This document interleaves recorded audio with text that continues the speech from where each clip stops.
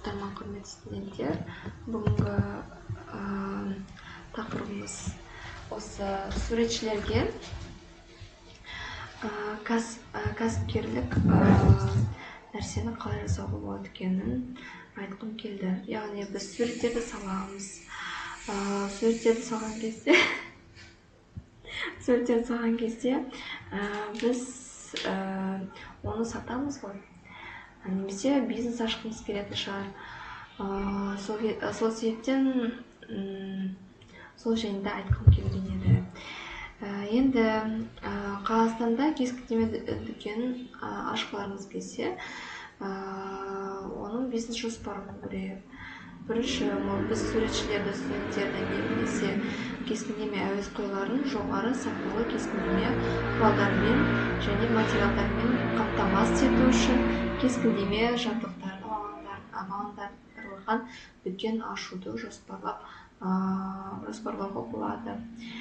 Кеңсе тауарларының дүкені негізінен әртүрлі шығармашылық керек жарықтарды ұсынумен қатар демалуға және комикстер мен журналдарды оқуға болатын орынды да жасауға болады. Енді біздің тұтынушыларымыз негізінен студенттер немесе төменгі сынып оқушылары болуы мүмкін. Сондықтан да дүкеннің безендіру төмендегі сынып оқушыларын тартатын дизайн стилінде бейімделуге болады. Кеңседе тауарларды дүкенін басқару процесінде біздің, яғни сіздердің командаларыңызда 5 немесе 6 адам болуы мүмкін. Сол, яғни бизнес ашатын болсаңыздар, дүкендегі барлық мәселелерді бойынша шешім қабылдауға жауапты болады менеджер.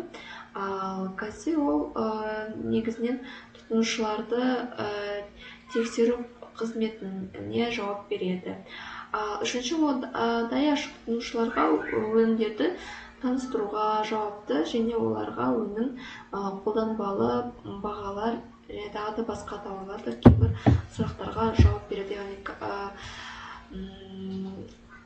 Адамдар келген кезде сұрақтар болады, осындай заттар болады ма дегендей, осы даяшы әрдайым көмектесіп отырады. Енді оларға өнім қолданбалылар, бағалар және тағы да басқа туралы кейбір сұрақтарға жауап береді олар. Сонда өнімді сатып алуға және басқа да байланысты жұмыстарға негізінен жауапты сатып алушыға қосатын боламыз.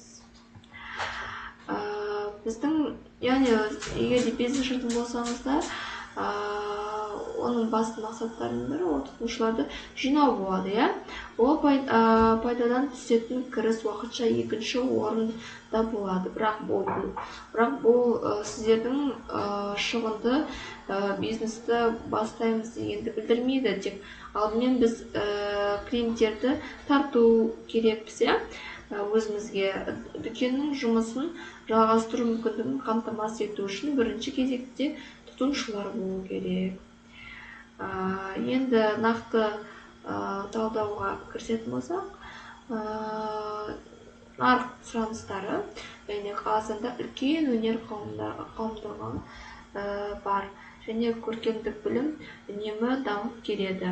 Ол кескіндеме тауарларды нарығына әсіресе қалалық жерлерде де үлкен мүмкіндік береді. Яғни бизнес ашқанда да орталық жерден ашқан дұрыс сөйлесе жақсы сауда болады. Енді қазіргі уақытта бұл нарықта кейбір бәсекелестер бар. Бәсекелестер болады әрдайым бизнес ашқан кезде, бірақ олардың көпшілігі әртүрлілік пен жоғары сапалы өнімдерін қамтамасыз ете алмайды. Біздің күшіміз тұтынушылардың қанағаттануына және бірегей өнім таңдауына ұсынуға бағытталған. Яғни көп бәсекелестер болғанымен ол жерде сапалы өнімдер болмайды көбісінде. Ол себептен сіздердің егер бизнес ашатын болсаңыздар, егер сапалы заттарды алатын болсаңыздар, жаңағы адамдар сіздерге сенетін болады. Енді